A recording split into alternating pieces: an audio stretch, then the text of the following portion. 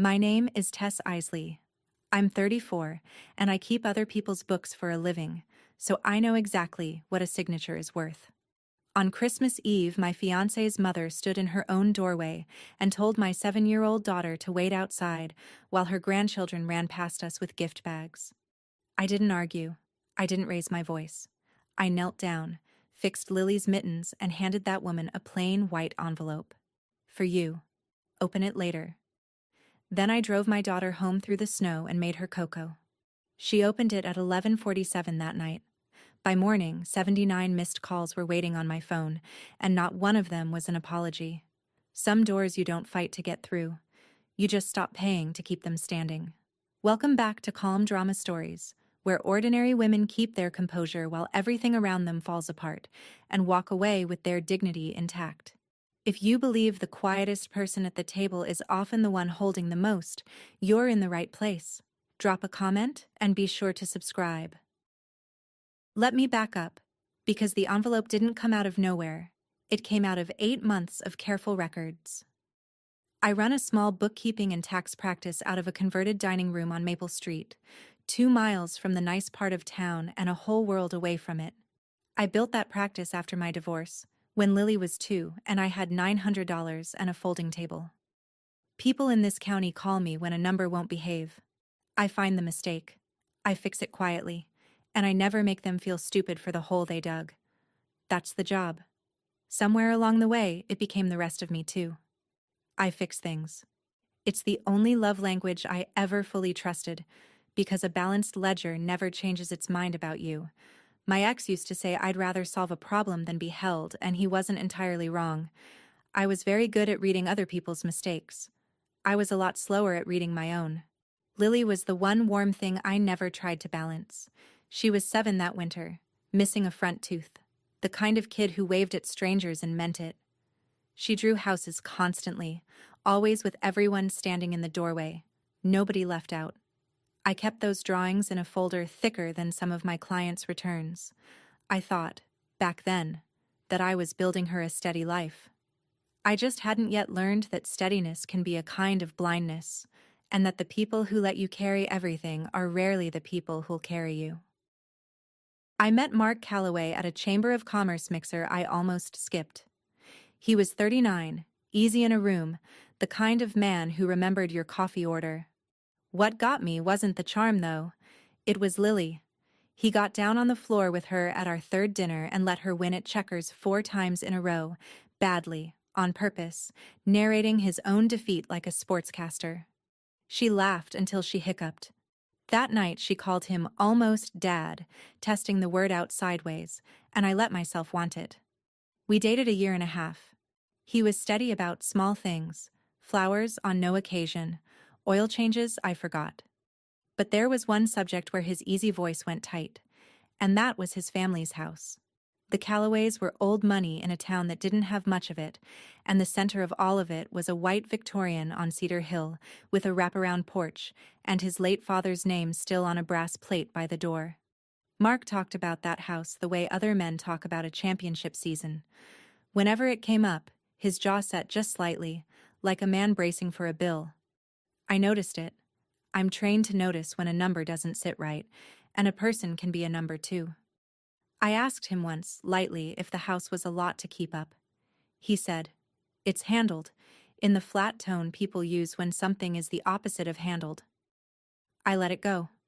I was in love, and Lily had started drawing a 5th person into all her doorway houses, a tall one, holding her hand. The first time I went up to Cedar Hill, I understood the tight jaw. The house was beautiful and cold in the way museums are cold. Every surface polished to remind you not to touch it. Vivian Calloway met us in the front hall under a portrait of her dead husband. She was 63, silver-haired, dressed like she was about to be photographed for the Historical Society. She took my hand the way you'd take a damp coat. "This must be Mark's friend," she said. And when Mark corrected her, "Fiancé, Mom," she repeated the word like it had a bad aftertaste. "Fiancé.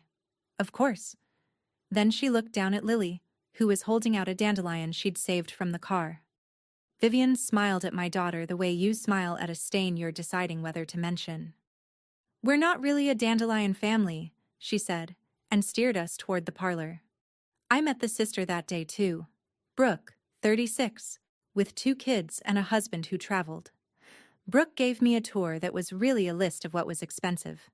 By the mantel she pointed out the family's pride: little matching gift bags, deep green tissue, gold ribbon tied in identical bows, one for each Calloway grandchild every holiday, a tradition going back to Vivian's mother.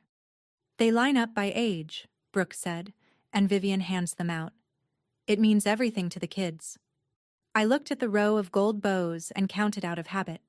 There were exactly enough for Brooke's 2, and none extra. Lily stood beside me, quiet, watching the ribbons catch the light. I told myself it was just a tradition that hadn't caught up to us yet. Traditions are slow, I thought. Give it time. Mark proposed in October, on the porch of the Cedar Hill house, because of course he did. I said yes because the man I loved was kind to my kid, and because I'd spent 5 years being the only adult in my own life and I was tired. The ring was his grandmother's. Vivian watched the whole thing from the parlor window with a face like she was approving a loan she'd already decided to deny. After that, the small things stacked up the way small things do. Family dinners where Brooke's kids, Aiden and Sophie, got walked through their manners and praised, while Lily got passed over like a place setting nobody had counted. A trip to the lake where there were beds for everyone but a cot for my daughter, in the laundry room, that nobody had thought to mention. Each time I said something to Mark, calm and specific, the way I'd flag an error to a client. Each time he said his mother meant well, and I was reading into it. One night I came back from the bathroom and heard Vivian in the kitchen, low, to Brooke. "We'll see how long this one lasts," she said. Brooke laughed. I stood in the dark hallway with my hand on the wall and made myself breathe. Then I went back in and smiled and passed the rolls, because Lily was at that table with frosting on her chin, happier than I'd seen her in a year. That's the part nobody tells you. You don't stay for yourself. You stay because a small person you love is finally getting fed at a big, bright table, and you'll swallow almost anything to keep her in that chair. To explain the envelope, I have to go back further, to a night the previous spring, 8 months before that Christmas. Mark showed up at my door at 11 o'clock, gray-faced, holding a manila folder like it was warm. "Tess," he said, "I need you." I made coffee and read the folder while he paced. It was bad. His father, the man in the portrait, had spent the last decade of his life borrowing against the Cedar Hill house and hiding it. There were back property taxes, a second mortgage nobody had told Vivian about, and a lien that had quietly matured. The county had set a date. In 11 weeks, the white Victorian on the hill, the one with the brass plate and the gold ribbons, was going to be sold on the courthouse steps for unpaid debt. "Mom doesn't know how bad it is," Mark said. "She thinks if she sells some silver it goes away. It doesn't go away. You do this for a living. You're the only person I know who can even read this." I read it twice. The numbers were ugly, but they weren't impossible.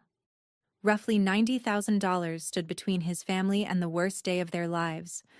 And I had it, more or less, the slow, careful savings of a woman who'd learned never to be $90,000 from disaster again.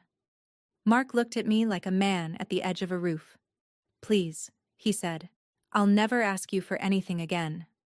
I should have asked myself why a family that valued appearances above oxygen had let it get to 11 weeks. But all I could see was a son terrified of watching his mother lose everything, so I said I'd help. I just said it my way. Here is the thing people misunderstand about me. I am soft about people and hard about paper, and that combination has saved my life more than once. I did not write the Calloways a gift. I have watched too many families turn a gift into a grievance. Instead, I did what I'd tell any client to do.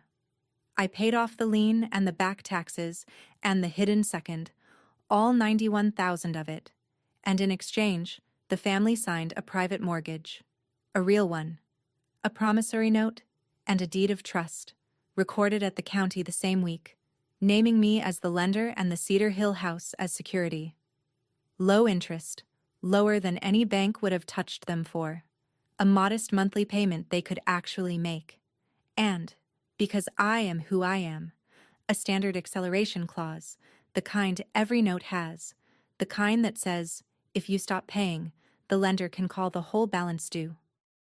I sat them all at my own kitchen table to sign, Vivian included, and I explained every line in plain English the way I do for the scared and the elderly, because that's the decent thing. Vivian signed with her mouth pressed flat, like the pen was an insult. Mark signed grateful and crying. I drove to the courthouse myself and watched the clerk stamp it into the record. Then I put my copy in a blue folder and slid it into the bottom drawer of my desk under Lily's drawings, and I genuinely intended never to open it again. Kindness without paperwork is just a wish, I told Mark when he asked why I made his mother sign. He laughed and said I was the most romantic accountant alive. I thought I'd protected everyone. I had only protected myself. For exactly 2 months the payments came. Then they stopped. The first missed month, Vivian sent a note on heavy cream stationery saying things were tight after the holidays, and she was sure I'd understand. Family to family. The second month, nothing. By the third, when I gently raised it with Mark, he winced and said, "Don't make Mom feel like a tenant, Tess. She's mortified enough that you bailed us out. Can't you just let it ride?" I'm a lender now. I had every right, that very week, to send a formal notice of default and start the clock. I'm also a woman who is about to marry into that family, with a daughter who called the place almost home. So I made a choice I want you to remember, because it matters later. I chose not to declare default. I let it ride, month after month, no notice, no demand, the balance quietly growing while I told myself patience was the loving thing. What I started to understand, slowly, was why Vivian's politeness toward me had a layer of frost under it that her politeness toward strangers didn't. It wasn't that she thought I was beneath the Calloways, though she did. It was worse than snobbery.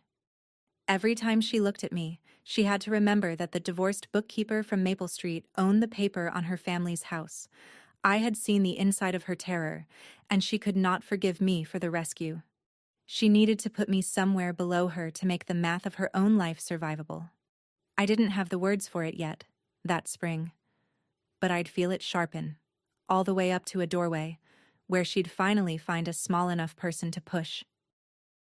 The slight stopped being about me that fall and started being about Lily, which is a different thing entirely. I can take a cold handshake. I cannot take watching my daughter learn that she's optional. The first one I couldn't talk myself out of was the stockings. Vivian had a mantle of them, hand-knit, each grandchild's name worked into the cuff in red yarn, made by her mother before she passed. That November she hung them early. Aiden, Sophie, and a fresh new one she'd had made, for Brooke's baby that wasn't even born yet, a name embroidered for a child who didn't exist. There was no stocking for Lily. When I asked lightly in front of 3 relatives, Vivian touched her pearls and said, "She's not quite ours yet, dear. Let's not rush it." The unborn baby was ours enough. My 7-year-old, who'd been calling Mark almost Dad for a year, was a guest on probation. Lily didn't cry. That was the part that undid me. She just got very still and looked at the empty bit of mantle where a stocking would go, and then she put her cold little hands in her coat pockets and said she wasn't really a stocking person anyway. She'd learned that from me, the trick of getting small and gracious to make a room comfortable. I'd taught her that by accident, by example, and watching her do it made me want to take it back out of her like a splinter. I held her hands in the car to warm them. They were freezing, all the way home. I told myself I'd fix it. That's what I do. I just hadn't realized yet that the thing that needed fixing wasn't the stocking. It was that I'd brought her there at all. I told Mark that night that the stocking thing wasn't going to fly. I was calm. I'm always calm. It's a professional hazard. I said, "I'm not asking your mother to love my kid overnight. I'm asking her not to publicly rank her below an unborn baby." He rubbed his face and gave me the speech I'd come to know by heart. "Mom's old-fashioned, Tess. She lost Dad. The house thing shook her. She's not herself. Don't make Christmas a battlefield. Just be patient. Patient. As if I'd been anything else for 8 months and $91,000. I said, patience for me is one thing, Mark. Patience with my daughter's dignity is not mine to spend. He said I was turning a small thing into a referendum, and that real families absorb friction, and that if I loved him, I'd let it breathe. And here's the quiet, ugly thing I noticed, the accountant thing. He never once said he'd talk to his mother. Not once. He only ever managed me. He'd figured out that I was the cheaper problem to solve, the one who'd swallow the bill to keep the room calm, and he was right. I had been. For almost a year. If you've ever been the person a whole family counts on to be reasonable while everyone else gets to be difficult, you already know how heavy reasonable gets. Comment the word porch if you've ever stood outside a door that should have opened for you or for your child. I want to see how many of us there are. And stay with me, because the part nobody at that house saw coming is closer than they think. Subscribe so it doesn't slip past you. I went home that night and, for the first time in months, I opened the bottom drawer of my desk. I didn't take the blue folder out that night. I just looked at it, sitting under Lily's drawings, and then I closed the drawer because she came in to show me something. She'd been working on it for a week in secret, tongue between her teeth, hiding it under her arm whenever I got close. It was a Christmas present for Vivian, a picture frame she'd made out of popsicle sticks and gold paint, and inside it, instead of a photo, a crayon drawing. The Cedar Hill house, careful and lopsided, every window yellow with light, and in the doorway, 5 stick figures holding hands. Mark, me, Lily, and, taller than the rest, with a silver crayon scribble for hair, Vivian. To my new grandma, she'd written on the back, with a backward N. I want you to picture me holding that thing. I've signed mortgages and audited estates, and once told a widow her late husband had drained their retirement, and I kept my face still through all of it. I could not keep my face still for a popsicle stick frame. Lily had drawn the woman who wouldn't give her a stocking standing in the doorway, holding her hand, included, because in my daughter's version of the world, doorways are for letting people in. I told her it was beautiful. I told her Grandma Vivian would love it. That was the only outright lie I told that whole season, and I told it looking my own child in the eye, because the alternative was explaining that some grown-ups draw the doorway and then decide who gets to stand in it. She wrapped it herself in 3 feet of tape and put it under our tree with a tag that said, "Deliver in person." I lay awake that night doing math that had nothing to do with money. The Calloway Christmas Eve dinner was the event of their year, and the planning of it was a small military campaign. Brooke ran logistics. That week, she had me drop off a case of wine at Cedar Hill, and while I was in the kitchen, I watched her assemble the gift bags at the island, deep green tissue, gold ribbon, identical bows. She had them in a row, and she was counting under her breath, the way I count, and tucking a little tag into each. I did the thing I can't not do. I counted with her. 1 for Aiden, 1 for Sophie, 1 for the cousins coming up from the city, 2 of those, 1 for the toddler of a Calloway niece, 6 bags, 6 bows. And I stood there with a case of Cabernet in my arms and waited for the 7th, the one with a backward lettered tag, the one for the little girl who'd drawn this woman into her doorway. There was no 7th bag. There was no 7th anything. The whole evening had been counted out to the place setting, and my daughter wasn't in the arithmetic. I set the wine down very gently because I was afraid of what my hands wanted to do. Brooke caught me looking and smiled, smooth as the ribbon. "Oh, we keep the bags just for the grandkids," she said. "You understand. It keeps it special."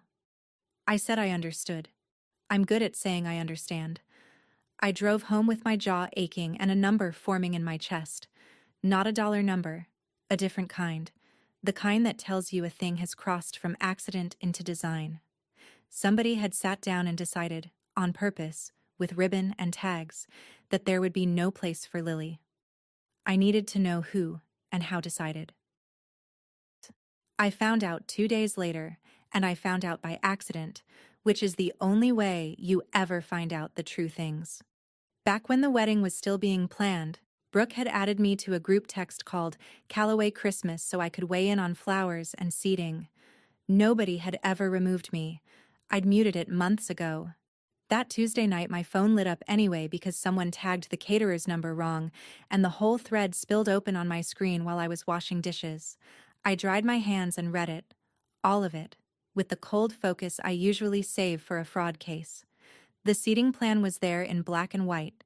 Kids' table, Brooke had written. Aiden, Sophie, the city cousins.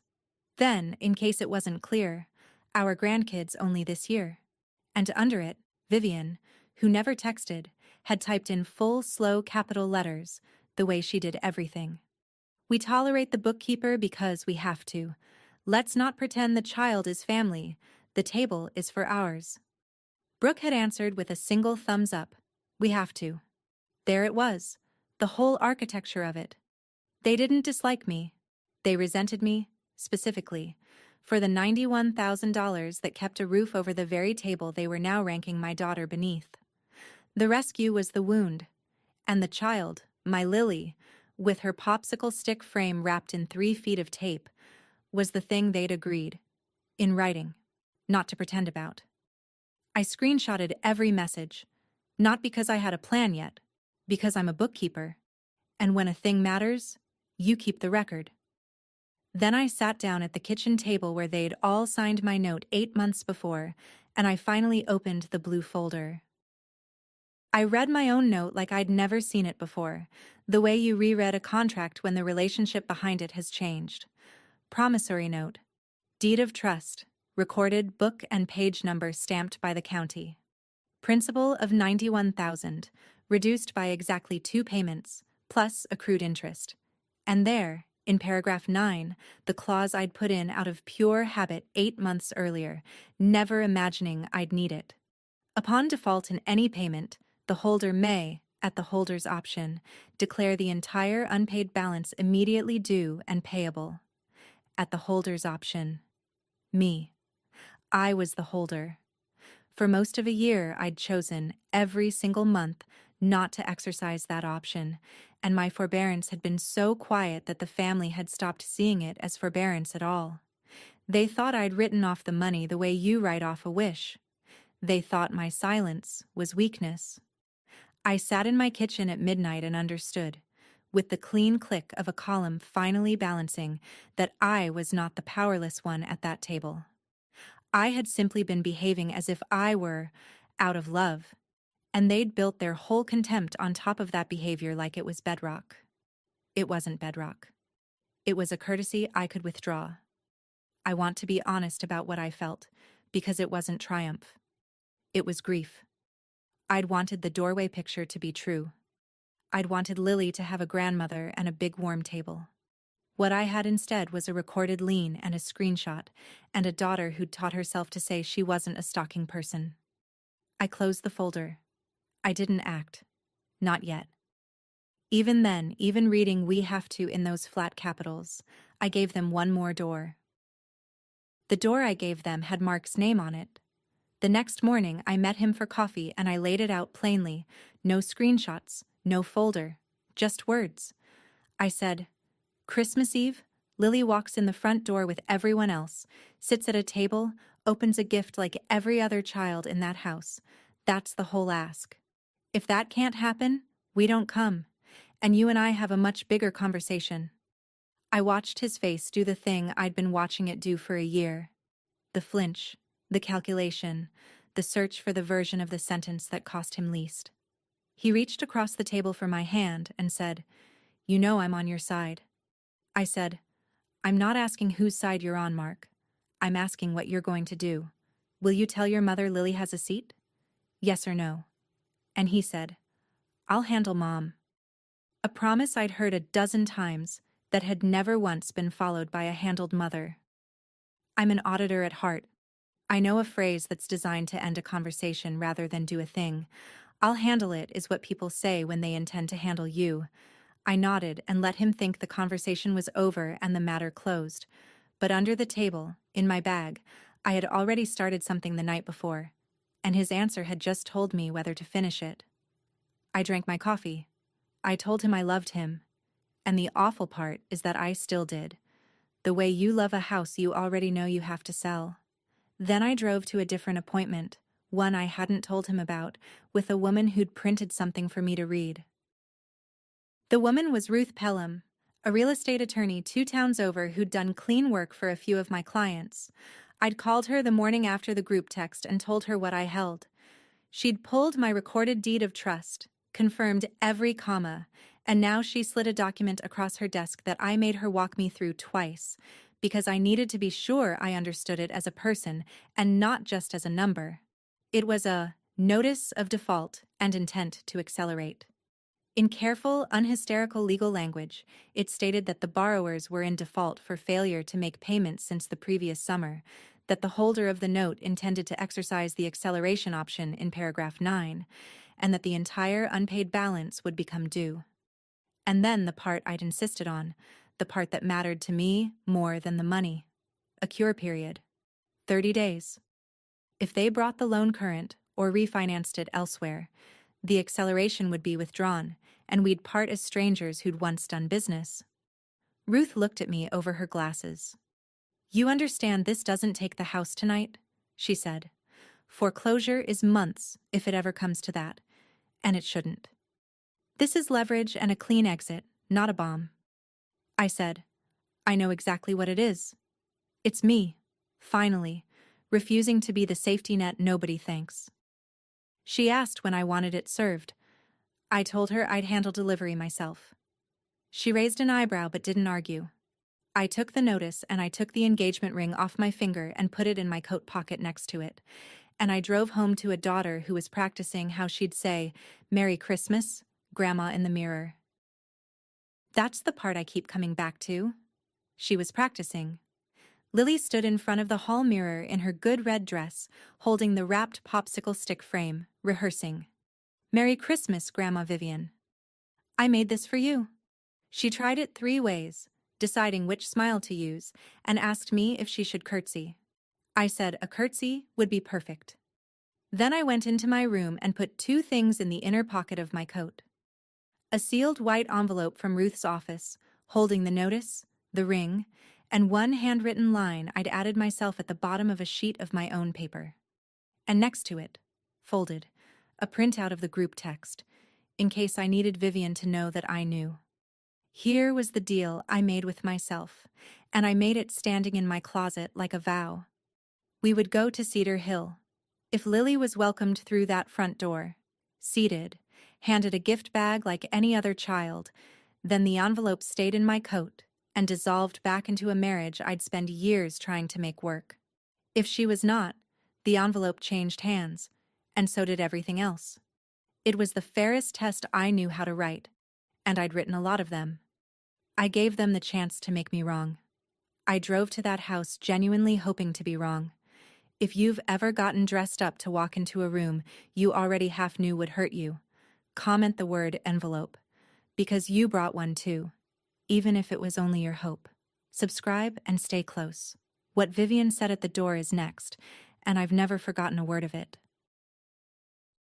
Christmas Eve came down soft and cold, the kind of snow that makes everything look forgiven. Lily was electric all afternoon. She'd picked out red mittens to match her dress, the ones with the little white snowflakes, and she would not take them off. Not in the warm house, not in the warm car, because she said her hands needed to be ready to give the present. She held the wrapped frame in her lap the whole drive, both mittened hands around it like it might fly away. She asked me, somewhere on the county road, whether I thought Grandma Vivian would hang it up.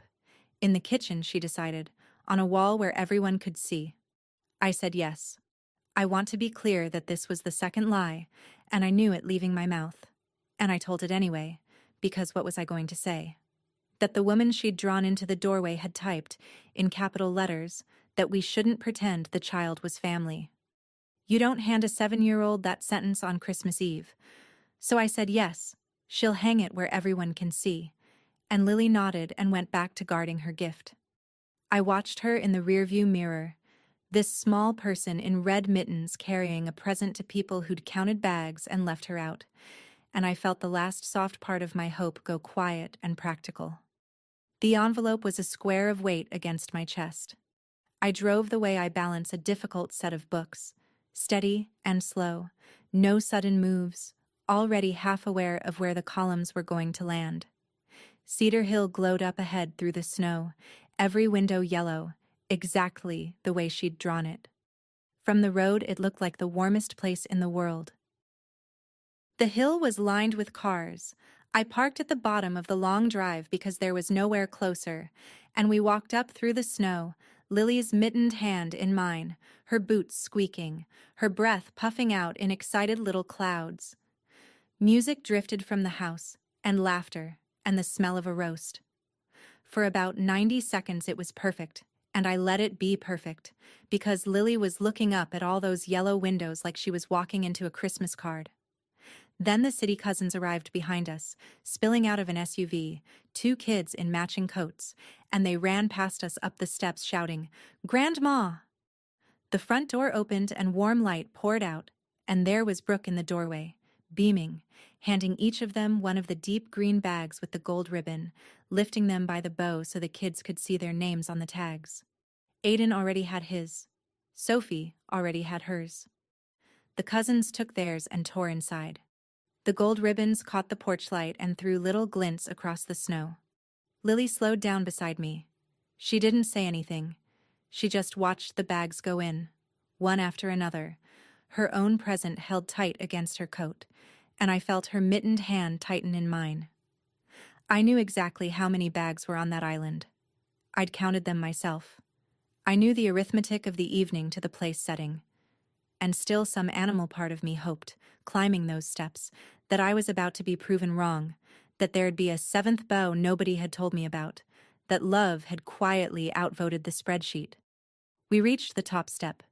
The warm light was right in our faces, and then Vivian filled the doorway. She was dressed for the Historical Society again, pearls and a green silk blouse, a hostess's smile already arranged on her face for the cousins behind us. When she saw me, the smile didn't fall so much as cool, degree by degree, like a stove being turned down. Behind her, the hall was full of light and people, Brooke just inside with the last gift bag, Mark somewhere deeper in, a dozen relatives with drinks turning toward the open door the way people do when cold air comes in. This is the part I've replayed the most, because it happened in front of all of them, and an audience changes what a thing means. A cruelty in a kitchen is a private wound. A cruelty in a doorway, with a foyer full of family watching and a 7-year-old in red mittens holding a wrapped present, is a verdict, delivered publicly, meant to be witnessed. Vivian looked down at Lily. Lily looked up at her and lifted the present a little, the popsicle stick frame in its 3 feet of tape, and started to say the line she'd practiced in the mirror. "Merry Christmas, Gar." And Vivian put one manicured hand lightly, almost gently, on the door frame. A small movement, a queen's movement, just enough to make her body the gate. The foyer went a notch quieter. Brooke's smile stiffened around the edges. Somewhere behind her, I saw Mark step forward half a pace, and then stop, the way he always stopped. I felt the whole bright room tip toward us and wait. And I understood. In the cold, clean way I understand a balance sheet, that whatever Vivian was about to say next, she was going to say it to a child, on a porch, in the snow, in front of everyone, on purpose. She didn't even bend down to do it. That's what I want you to understand. She delivered it standing at her full height, looking down past her pearls at a 7-year-old holding a homemade gift, in a voice pitched to carry into the foyer so the whole family could hear how a Calloway draws a line. "Lily, dear," she said, and the gentleness in it was the worst part, the way you'd correct a child for reaching for the wrong fork. "Your daughter can wait outside. This dinner is for our kids." The words landed in the warm doorway and the foyer went silent behind her. I felt Lily's mittened hand go still in mine. She didn't cry. My brave, careful girl did the thing I'd taught her by accident. She got small and quiet and tried to make herself easy to overlook. and she lowered the present an inch, like she'd understood she'd brought it to the wrong house. Brooke, just inside, looked at the floor. The city cousins peeked around the doorway with their gold bags, sensing something, going quiet. And Vivian held her place in the gate, satisfied, certain, a woman who'd just reasserted the natural order of her world in front of witnesses, who believed, in the marrow of her, that she'd won something. She had no idea what she'd just done. She thought she'd put a bookkeeper's daughter back in her place. What she'd actually done was pull the one thread I had wrapped, 8 months ago, around the whole foundation of her house, the thread I'd been holding loose this entire time out of a love she'd just spat on. She'd told my daughter to wait outside. I looked at that hand on the doorframe, and I made my decision in a single, quiet breath. I did the thing you're supposed to do, the thing you tell yourself you'd never have to. I looked at Mark. He was 8 feet away in his own mother's foyer, my fiancé, the man who'd let Lily beat him at checkers 4 times in a row, the man who'd put his grandmother's ring on my hand and promised me a doorway. This was the moment. Not a kitchen aside, not a text. The actual moment, with his mother's hand on the door and my daughter shrinking on the step, when a man either becomes someone or confirms he never will. I held his eyes and I gave him the whole sentence without saying a word. Now. Right now. Just walk to this door and tell your mother my child sits at your table. He looked at me. He looked at his mother. He looked, God help him, at the floor. And then he said the only thing he had left, in a low voice meant just for me, a voice asking me to make it easier for him. Tess, he said, please. Not tonight. Not now. Don't do this here. There it was. I want to be fair to the woman I was on that porch, because she didn't break. Some part of me had been keeping a ledger on Mark for a year, every flinch in one column, every, I'll handle it, that handled nothing in the other, and his answer just closed the account. It wasn't Vivian who ended us. Vivian was always going to be Vivian. It was the half step forward and the full stop. The please not now. The way the man who'd promised to stand in the doorway with us chose instead to stand inside it, with them, asking the cold woman on the step to please be reasonable one more time. So I got calm. Not cold, calm, the way I get when the numbers finally make sense and there's nothing left to do but the next correct thing. I crouched down in the snow to Lily's height, with the whole bright foyer watching, and I did the smallest, most ordinary thing in the world. I fixed her mittens. I tugged the red cuffs up over her wrists where they'd slipped, and I tucked a strand of hair behind her ear, and I told her, quietly, just for her, you did everything right, baby. We're going to go get Coco. She nodded. She trusted me. Then I stood up, and I reached into the inner pocket of my coat, and I took out the plain white envelope, and I held it out to Vivian Calloway, who was still standing in her doorway like a monument to herself. She looked at it, confused. This woman who'd expected me to argue or cry or beg, who had no slot in her understanding of me for an envelope. She took it the way she'd taken my hand the first day, like a damp coat, between 2 fingers. I didn't explain. I didn't raise my voice. I'd spent a year explaining, and it was over. I just said the words I'd been carrying up the hill. For you. Open it later.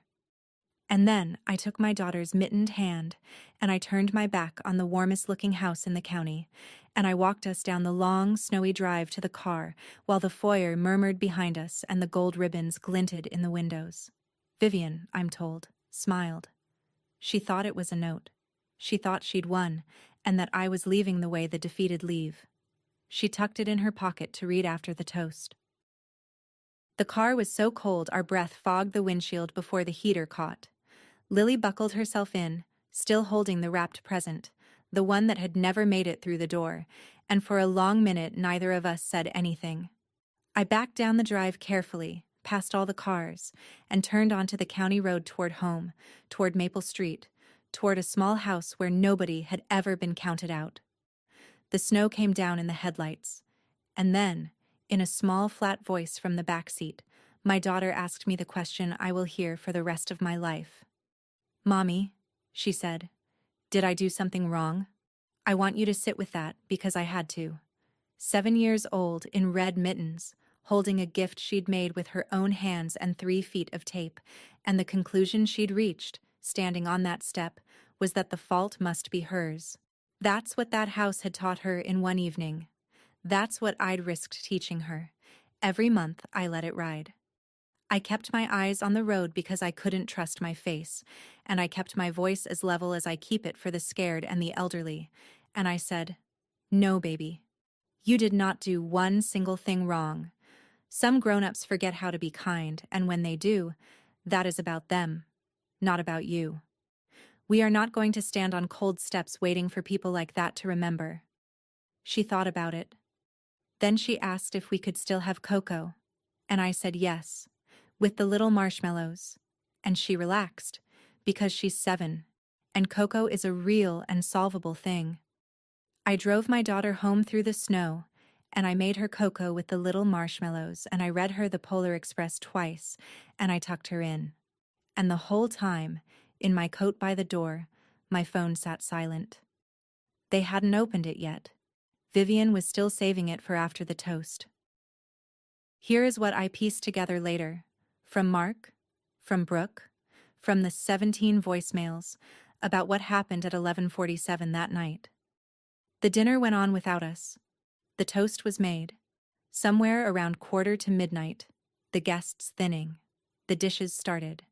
Vivian remembered the envelope in her pocket and opened it by the fire, probably expecting an apology, a plea, a check even, some final tribute from the woman she'd put in her place. She found 3 things. The first was the engagement ring, the grandmother's ring, slid to the bottom of the envelope, which told her before she read a word that the wedding was finished. The second was a formal notice of default and intent to accelerate, on Ruth Pelham's letterhead, citing the recorded deed of trust by its book and page number, declaring the entire unpaid balance of the loan on the Cedar Hill house immediately due, with a 30-day window to cure. The house. My $91,000. The rescue she could never forgive me for, now formally, legally, irreversibly called. And the third thing was a single line, in my own hand, on a sheet of my own paper, underneath all that careful legal language. You told my daughter she could wait outside. So can your forbearance. I'm told she read it twice. I'm told the color went out of her face the way it goes out of a room when a fuse blows.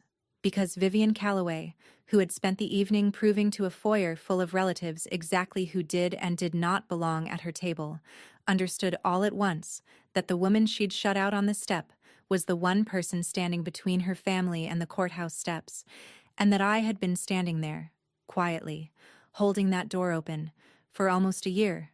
Every month she missed a payment. Every time she looked at me like a damp coat. She'd thought my silence was weakness. It had been a courtesy. And courtesies, unlike mortgages, are not recorded at the county. They can be withdrawn in an instant, on a porch. With a few words. At home, with Lily asleep and the cocoa pot still in the sink, my phone lit up on the table by the door. Then it lit up again. Then it didn't stop. By morning, there were 79 missed calls. I counted them, because counting is what I do, sitting at my kitchen table with coffee while my daughter slept in, scrolling a screen that had become a kind of seismograph of a family realizing what it had done. The voicemails were a tour through every stage at once. The first few were Vivian, and they were rage, that flat capital letter voice now shaking, calling me vindictive, calling me a snake who'd wormed into the family, demanding I tear up the notice this instant, how dare I, after everything they'd done for me. Everything they'd done for me. Then the tone began to slide, because somewhere around the 5th message somebody had clearly done the math out loud, and you could hear the house go cold behind her. Brooke's voicemails were panic, fast and breathless. The kids' college. Where would Mom go? Surely I wouldn't. We're family. You don't do this to family. And then Mark. Marks were the ones that climbed from anger to bargaining to something close to weeping. Tess, please, call me back. We can fix this. Mom didn't mean it. I'll talk to her. I should have said something. I know. Please just call me. I should have said something. The whole year, arriving 12 hours too late. I listened to all of them once. The way you read every line of a return even when you already know the bottom number. And I noticed the thing that told me I'd made the right call. Not one of those 79 calls. Not Vivian's, not Brooke's, not Mark's. Said the word Lily. 79 calls about the house. None about the child on the step. So I did not call back. I did one thing only. When Mark called the 80th time, live, at 9 a.m., I answered, because he'd earned one sentence. He started in a rush. Tess, thank God. Listen, about the notice. I let him finish. Then I said, very quietly, into all that noise, the terms are in the letter, Mark. You always told me your mother handles the money. Let her handle it. And I hung up. And I set the phone face down on the table, and I went and made my daughter pancakes, because it was Christmas morning, and she was awake, and she was asking for the kind with chocolate chips. People ask me, when I tell this story, whether I felt powerful. I didn't. I felt level, which is different and better. For a year, that family had wielded the only weapon they had, the warm room and the closed door, the gift bags and the seating chart, the power to decide who counted. It's a real power. It had made my daughter ask if she'd done something wrong, but it was the only kind of power they understood, the kind that works by exclusion, by deciding who waits outside. And it turned out to be no match at all for the kind of power I'd been holding the whole time and refusing, out of love, to use. Theirs was a closed door. Mine was a recorded signature. They thought the worst thing they could do to me was leave me out in the cold. They never once considered that I was the reason the lights were on. That's the whole lesson of that night, if there is one. A door only has power over you while you're still knocking on it. The second you stop knocking, you find out who actually owns the wall. I'd stopped knocking. I set the phone face down and flipped the pancakes. I want to tell you I burned it all down, but that's not what principled people do, and it's not what I did. I let the notice stand exactly as written. The 30-day cure was real, and I honored it. I was never going to seize a house out of spite, with grandchildren in it, on Christmas. I'm not Vivian, and the difference between us is the entire point. What I withdrew was not the roof. It was me, the unthanked safety net, the standing invitation to be used. Through Ruth, I gave them their two lawful choices, the same two I'd have given any borrower in default. Bring the loan current and refinance it with an actual bank, on their own credit, in their own name, like adults, within the window. Or don't, and let the law take its slow public course. They scrambled, and within 3 weeks they refinanced, which meant that for the first time in a generation, the Calloways had to walk into a bank and let a stranger see their real numbers, the very exposure Vivian had spent her whole life and 91,000 of my dollars avoiding. I was paid back in full, with interest, by a cashier's check I never had to ask for twice. Mark left messages for a month. I returned the ring through Ruth, and I never returned the calls.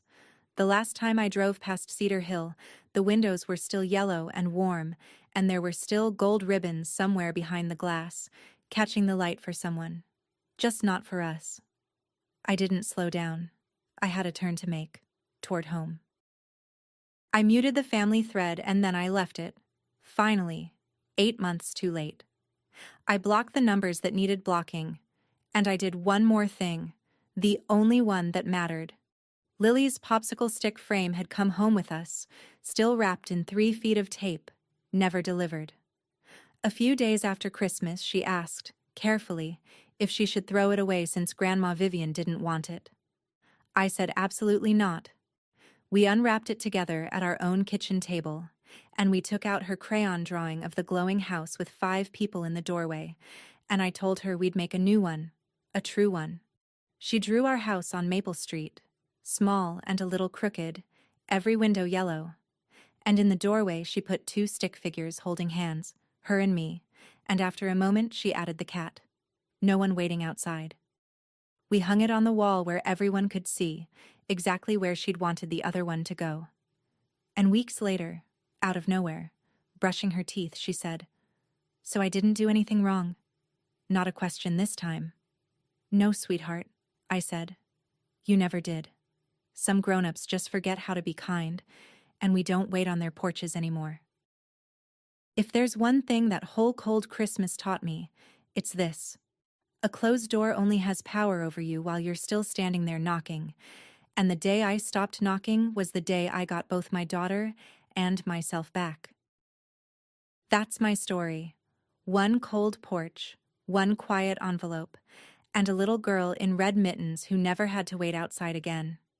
If anyone has ever told your child to wait outside while theirs ran in, take this as your sign to stop knocking and find out who really owns the wall. If this reached you, share it with someone who needs to hear it. Drop a comment, hit subscribe, and I'll see you in the next one.